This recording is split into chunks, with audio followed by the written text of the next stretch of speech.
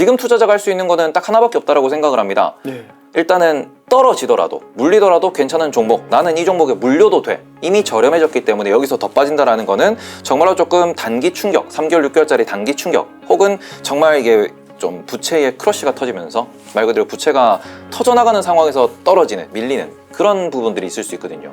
그래서 그거를 제외하고는 보통 지금은 한 1년 보면은 엔간한 종목들은 다들 좀 편안하게 투자할 수 있을 것이다 라고 볼 수 있으니까, 저 같은 경우에는 개인 투자자는 현금 비중을 조절을 하면서 조금 투자를 하시는 게 어떨까. 오늘은 유튜브 채널 설명왕 테이버의 테이버님을 모시고 이야기를 나눠보도록 하겠습니다. 테이버님 안녕하세요. 안녕하세요. 네, 테이버님 셀프 소개 한번 부탁드리겠습니다. 네, 저 요즘에는 이제 유튜버라고 표현을 좀 더 하고 있습니다. 원래는 아프리카 TV BJ였었고 최근에는 유튜브 라이브의 시청자가 더 많기 때문에 유튜버로 네, 설명을 드리고 있는 네, 주식쟁이 개인 투자자 테이버입니다. 네, 반갑습니다. 요즘에 조회수도 많이 드시고 구독자도 드시고 네네. 점점 진짜 유튜버가 되시는 것 같습니다. 네네네.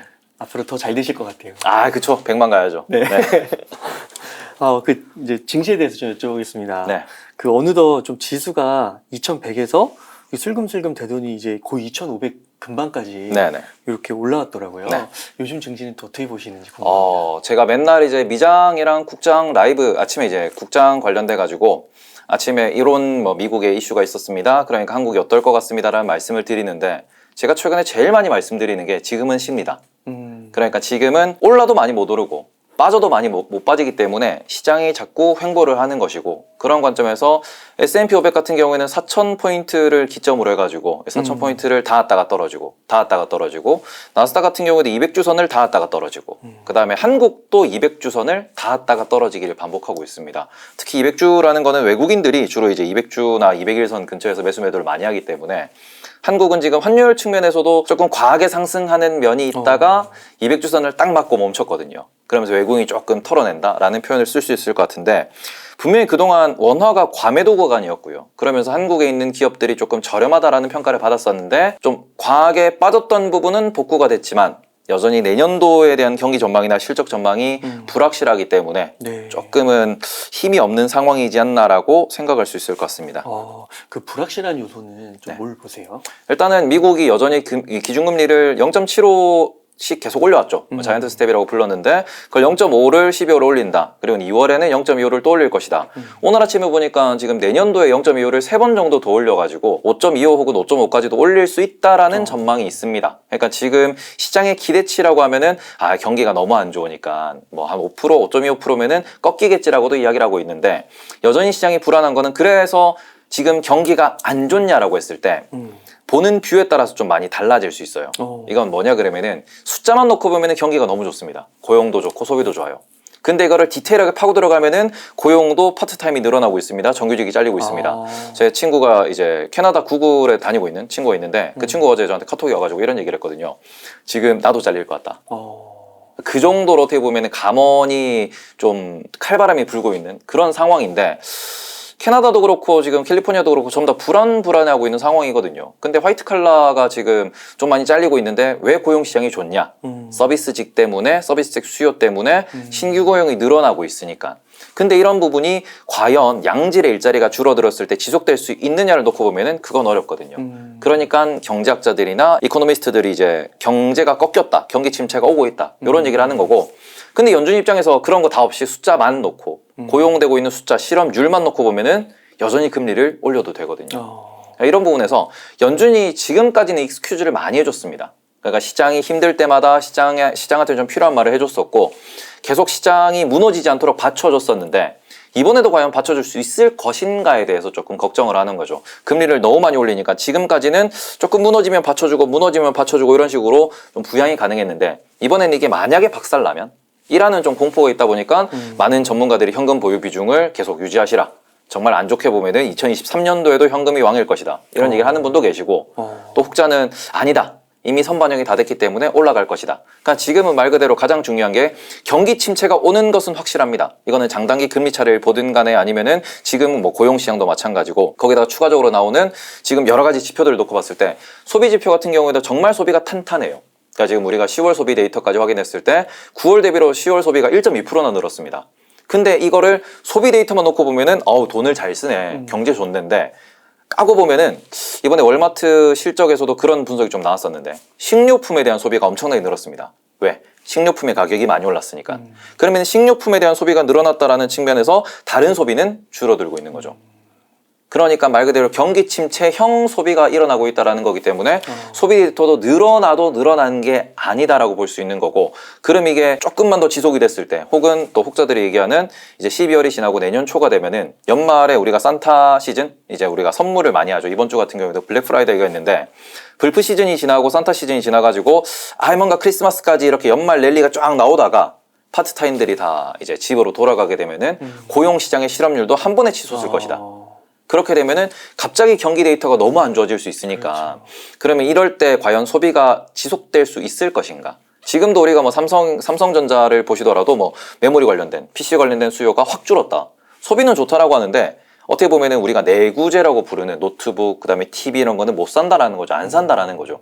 그렇기 때문에 이런 부분 놓고 보시면은 지금 과연 숫자만 놓고 봤을 때 이 숫자가 연준이 숫자만 보고 드라이브를 계속 금리 인상을 걸고 이렇게 넘어지면은 조금 경기 침체가 심해질 것이고, 연준이 그 내부에서도 내가 봤는데 말이야, 이건 좀 심한 것 같아, 우리가 금리를 올린 게 부작용으로 나타나는 것 같아 라고 인정을 하면은 이제 그 상황에서는 바닥 찍었다 올라가자가 맞겠죠. 연준이 이제 금리를 더 이상 못 올리고 QT도 속도를 좀 조절할 수도 있고, 그리고는 내년 연말, 뭐 빠르게 말씀하시면 내년 여름에 금리를 낮출 수도 있다라고 이야기를 하는 부분이 경기 데이터를 구체적으로 까보면 너무 안 좋으니까 이제 그런 부분에서 지금 투자자가 할 수 있는 거는 딱 하나밖에 없다라고 생각을 합니다. 일단은 떨어지더라도 물리더라도 괜찮은 종목, 나는 이 종목에 물려도 돼, 이미 저렴해졌기 때문에 여기서 더 빠진다라는 거는 정말로 조금 단기 충격, 3개월 6개월짜리 단기 충격, 혹은 정말 이게 좀 부채의 크러쉬가 터지면서 말 그대로 부채가 터져나가는 상황에서 떨어지는, 밀리는 그런 부분들이 있을 수 있거든요. 그래서 그거를 제외하고는 보통 지금은 한 1년 보면은 엔간한 종목들은 다들 좀 편안하게 투자할 수 있을 것이다 라고 볼 수 있으니까 저 같은 경우에는 개인 투자자는 현금 비중을 조절을 하면서 조금 투자를 하시는 게 어떨까. 바닥은 확인했다라고 말씀을 드릴 수 있고 최악은 지났다라고 확인할 수 있겠지만 여기에서 연준이 어떻게 나오느냐에 따라서, 거기에 따라서 경기 침체 혹은 실적이 얼마나 안 좋아지느냐에 따라서 바닥이 또 만들어질 수도 있으니까 이제 그런 부분에서 70% 정도는 지났는데 그 30%가 사람에 의해서, 의사결정에 의해서 좀 정치적으로 의해서 결정될 수 있으니까 이 부분은 주의를 좀 하셔야 될 것 같다 라고 말씀을 드릴 수 있을 것 같습니다. 그 대표적으로 그 고용의 어떻게 보면 질적 측면에서 그 숫자는 잘 나오고 있지만 질이 좀 나빠지고 있는 거고, 그렇게 됐을 경우에 자칫 그 판단을 잘못해서 금리를 또 강하게 올리게 되면 이제 질이 약해졌으니까 이제 그게 흔들리면서, 그렇게 되면서 이게 이제 경기 침체가 더 심각해질 수 있는 거니까 그런 측면에서는 어떻게 보면 금리가 인상 속도가 좀 늦어질 수도 있고, 그러니까 그런 부분들이 조금 불확실할 수 있겠네요. 지금 이제 가장 걱정하는 게 뭐냐 그러면은 이제 많은 분들이 이런 얘기는 해주세요. 파월 의장은 매파적으로 나올 것이다. 왜냐면은 지금 어떻게 보면은 우리가 경기 데이터가 좀 꺾인 것 같아라고 하는데 그게 한두 달이거든요. 그러다 보니까 정말로 인플레이션이 꺾였냐라는 부분에서 중국이 정상화된 것도 아니고, 그런 상황에서 전쟁이 갑자기 끝나버리면은 여기서 인플레이션이 또 확 치솟을 수 있는 거거든요. 이제 이런 여러 가지 이제 관점에서 저는 뭐 전쟁이 끝난다고 하더라도 인플레가 꺾이긴 어려울 것이다. 왜냐면은 그만큼 수요가 늘어나기 때문에, 지금 뭐 러시아에 대한 규제가 지속될 거기 때문에, 그러면 인플레가 오히려 유지가 되든지 좀 더 올라갈 수도 있는 거고, 중국이 리오픈된다 그러면은 지금 원자재 시장이 들썩들썩하고 있거든요. 그러면은 원자재가 또 올라간다 그러면은 가격이 또 올라가겠죠. 그리고 뭐 국제유가, 에너지 가격이 또 올라간다 그러면은 인플레가 안 꺼질 수 있단 말입니다. 그렇게 되면은 파월 의장은 본인 입장에서는 50년 뒤, 100년 뒤에 본인에 대한 평가를 생각을 할 때 인플레를 정말 이번에 한 방에 잡아야 되거든요. 아직까지 인플레이션을 다시 불붙일 수 있는 여러 가지 이런 시그널들이 남아있는 상황에서 조금 더 시장 친화적으로 얘기했다가 증시가 올라버리면은 증시가 오르면서 소비가 늘어나고, 중국이 다시 생산을 활성화하면서 물건 가격이 더 오르고, 인플레가 안 잡히고, 에너지 가격이 더 오르고, 이러면은 요건 어떻게 보면은 파월 의장 본인만 먹는 겁니다. 이런 부분에 대해서 이제 우스갯소리를 지적을 해주시는 분들도 많이 계세요. 파월 의장은 계속해서 강하게 끌고 나갈 것이고, 밑에서는 안 된다 말릴 것이고, 이러면서 이제 정치권에서 혹은 재무부에서 어떤 식으로 경기를 평가할 거냐, 그리고는 그 부분에 있어가지고 과연 또 2년 뒤에 선거가 또 있는데 파월 의장이 자유로울 거냐. 그러니까 제가 아까 전에도 정치적일 수 있다, 정치가 또 개입될 수 있다고 말씀드린 부분이 이런 부분이거든요. 그러니까 우리가 뭔가 확신을 하기가 너무 어려운 시장, 그게 이제 지금 현재 상황이다라고 보시는 게 맞을 것 같다. 약간 경제 지표가 숫자로는 좋은데 데이터로는 안 좋아. 그럼 뭘 선택을 할래? 근데 그 결정을 우리가 할 수 있는 게 아니고 위에 있는 위정자들이 하는 거기 때문에 그 부분에 대해서 경계심을 계속 가지셨으면 좋겠다. 그러면 테이버님이라면 네. 예를 들어 월 한 100만 원씩 네. 여윳돈이 생기면 네. 현금과 주식 투자를 어느 정도 비중으로 이렇게 나눠서 하실 거예요? 그 부분은 제가 라이브에서 맨날 말씀을 드리는데 첫째로 본인이 큰 돈이 필요하다라고 하면은 그 돈은 건들면 안 되세요. 지금 같은 경우에는 그러니까 말 그대로 본인이 물려도 된다. 1년 정도, 2년 정도는 묵혀놓을 수 있다.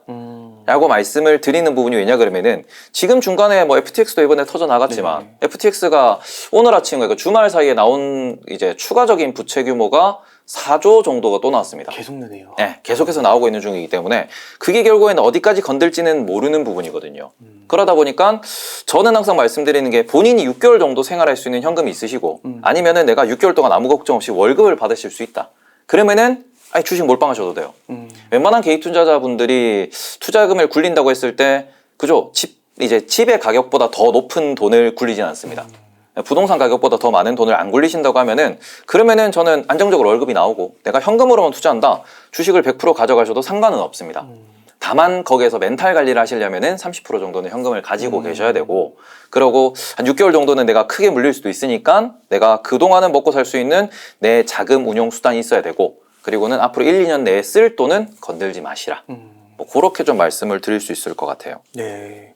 그러면은 그 테이버님께서는 보실 때 지금 2100에서 한 2500 사이 네. 요게 좀 왔다 갔다 할 거라고 보시는 거예요?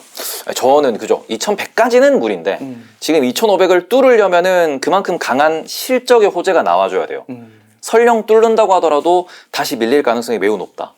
이제 그렇기 때문에 아무래도 실적이 제대로 찍히려면은 우리나라 같은 경우는 아무래도 DRAM 관련된 이제 실적이 제일 중요할 건데 네. 그 친구들이 내년 한 3분기는 돼야 제대로 찍힐 겁니다. 그러니까 지금 인텔에서 발표한 계획대로 계획이 이행된다고 하더라도 그렇게 되면은 돌리더라도 내년 봄은 돼야 돌리겠죠, 삼성전자가. 그러면 지금 삼성전자가 힘을 못 낸다 그러면은 딱히 올라갈 이유가 없고 그리고는 지금 환율 같은 경우에도 한 1,300원대 초중반에서 좀 안정세를 보일 것 같고 그럼 아마 횡보세를 거듭할 수밖에 없겠죠. 여기서 리스크가 나오면 떨어지고 다시 말아올리고 리스크가 나오면 떨어지고 이런 부분들이 반복이 될 것이기 때문에 저는 지금 같은 경우에는 박스권으로 상정하고 투자를 하시는 게 맞지 않나 라고 생각을 합니다.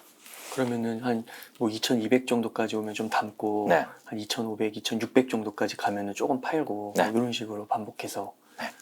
그런 식으로. 제가 가장 좀 중요하게 말씀을 드리는 부분이 뭐냐 그러면은 바닥은 확인을 했다. 그러니까 이 부분을 계속 말씀을 드리거든요. 왜냐 그러면은 지금 소위 말해가지고 투자자들이 1년 동안 가장 고생했던 부분이 바닥이 어딘지를 모른다. 그러니까 바닥 밑에 지하실이 있다, 바닥 밑에 지하실이 있다. 이 부분이 계속해서 지금 반복적으로 언급이 됐었는데 지금 같은 경우에는 미국에서도 계속 얘기하는 게 이제는 살 때다라는 얘기를 해요. 그만큼 그런 목소리가 나오기 시작했어요. 네, 지금 어제 주말 사이에 한국이랑 중국을 딱 찍어가지고 골드만삭스랑 JP모건에서 보고서가 나왔습니다. 그러면서 이제 살 때다. 뱅크 오브 아메리카도 최근에는 미국 국채를 매입해도 될 것 같다라는 의견도 냈었고 말 그대로 이제 매수콜은 계속해서 나오고 있는데 그 매수콜이 강한 상승을 얘기하냐라고 보면은 골드만삭스, JP모건이 이제 이거는 미국 시장에 한정된 내용인데 2023년 12월에 S&P 500의 예상 주가가 예상 이제 지수가 어느 정도 될 거라고 생각을 하세요? 2023년이요? 네, 내년 연말. 내년 연말. 네, 지금이 3,800, 3,900 왔다 갔다 4,000까지 왔다 갔다 합니다. 저는 잘 감이 없는데. 그냥 지금이 4,000을 기준으로 봤을 때 내년은 어느 정도로 보고 그래도 있을까요? 4,000은 넘지 않을까요? 4,000 찍었어요. 어. 내년 연말에도 4,000일 것이다. 그러니까 이게 무슨 소리냐 그러면은 지금 증시를 분석하는 분들도 미국마저도 내년까지 횡보할 것이다. 경기 침체 때문에 실적이 많이 못 늘어날 것이다. 말 그대로 YOY 성장률이 0%에 그칠 수 있다라는 이야기를 하는 게 지금 증시거든요. 그러니까 이런 상황에서 강하게 치고 올라가기는 어렵지 않을까라고 보셔야 될 것 같습니다. 네.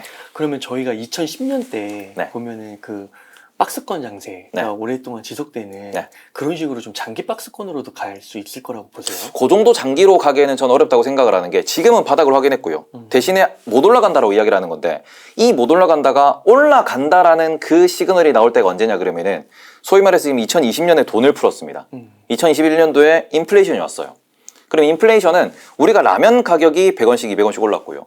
그리고는 모든 가격이 다 올랐죠. 하다못해 지금 편의점 샌드위치도 2,500원 하던 게 3,000원을 해요. 그럼 오른 게 20%가 올랐습니다. 20%가 오른 게 어디로 갔을까요? 들어가는 거는 세 가지로 나눌 수 있어요. 첫째는 인건비로 들어가는 거고요. 둘째는 그 유지비용으로 들어가는 거고요. 원자재라든지 뭐 여러 가지 부대시설. 그리고 마지막 하나가 실적입니다. 네. 그러니까 지금 같은 경우에는 이게 비용으로 들어가는 부분이 반영되고 있는 중이다 보니까 가격이 이제 비용을 못 따라가서 이제 막 올라가면서 실적이 망가지고 그 과정에서 이제 좀 경제가 꼬이다 보니까 소비도 조금 줄어들고 이게 다시 리밸런싱 돼서 정상적인 소비 패턴으로 돌아간다. 그랬을 때 우리가 소위 마시는 이제 코카콜라라든지 아니면은 뭐 편의점 샌드위치라든지 이런 것들이 가격이 안 떨어지죠. 그게 인플레이션의 실적에 녹아 나오는 기간이라고 보시면 되거든요. 그러니까 인플레이션 같은 경우에는 상품 가격이 이제 원자재 가격이 먼저 오르고 상품 가격이 반영이 됐죠. 이 상품 가격이 소비에 반영이 되면서 정상적인 소비 패턴이 되고 이게 실적에 녹아 나오면은 그때부터는 주가가 레벨업이 됩니다.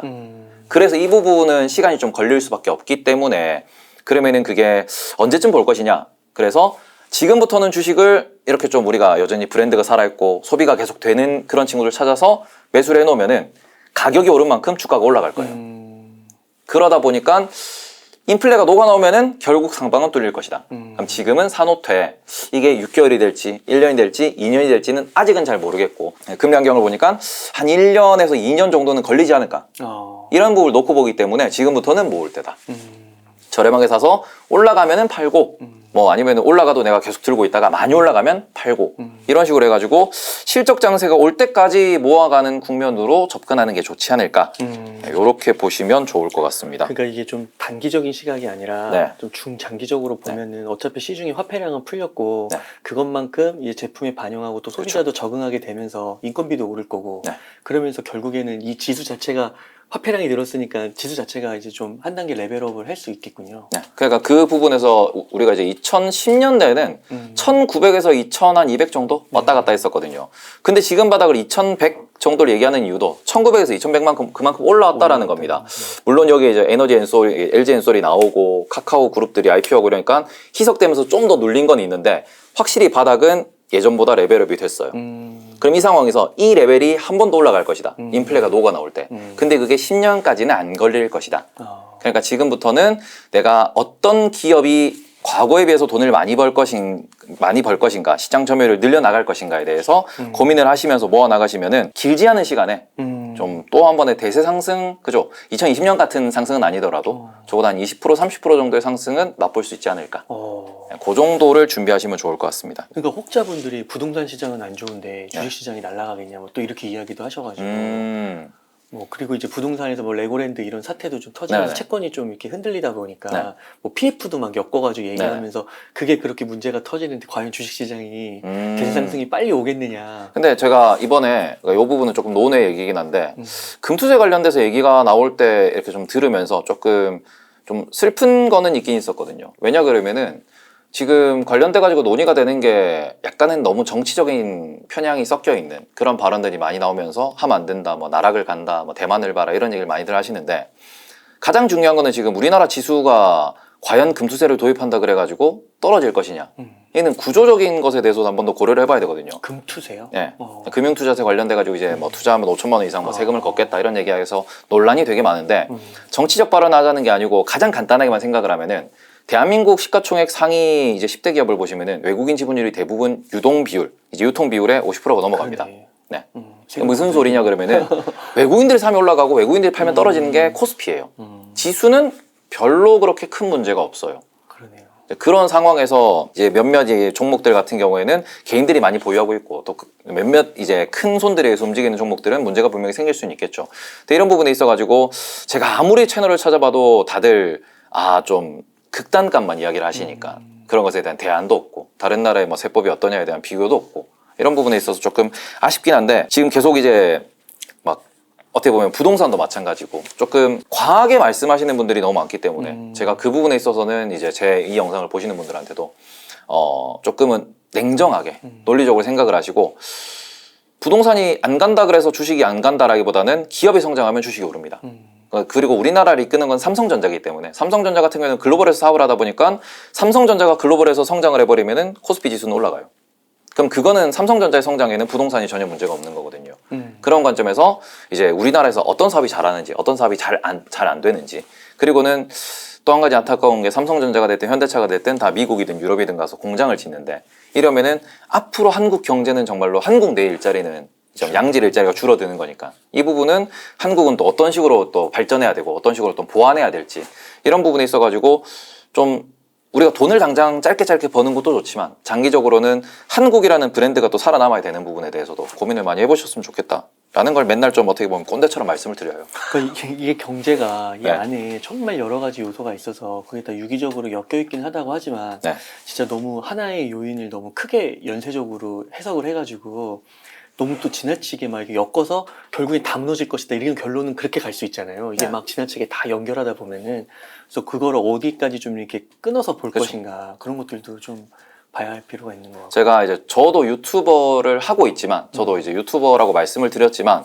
저도 다른 유튜브를 많이 좀 참고를 하고 다른데 이렇게 막 보고서도 많이 보고 하는데 언론도 마찬가지고 뭐 보고서도 마찬가지고 유튜브도 마찬가지고 점점 더 자극적으로 변해가는 것 같아요. 근데 이 부분에 있어서는 그걸 우리가 소비하는 입장에서는 뭐 자극적이니까 이게 좀 관심이 가서 소비를 할 수 있지만 이거를 내 돈과 내 재산과 직결시켜서 연결을 지을 때는 좀 더 냉정하게 나만의 평가 기준을 만드셔야 한다. 그래서 이거를 좌도 우도 좋다 나쁘다도 다 들어보시고 결정하셨으면 좋겠다라고 말씀을 좀 드리고 싶습니다.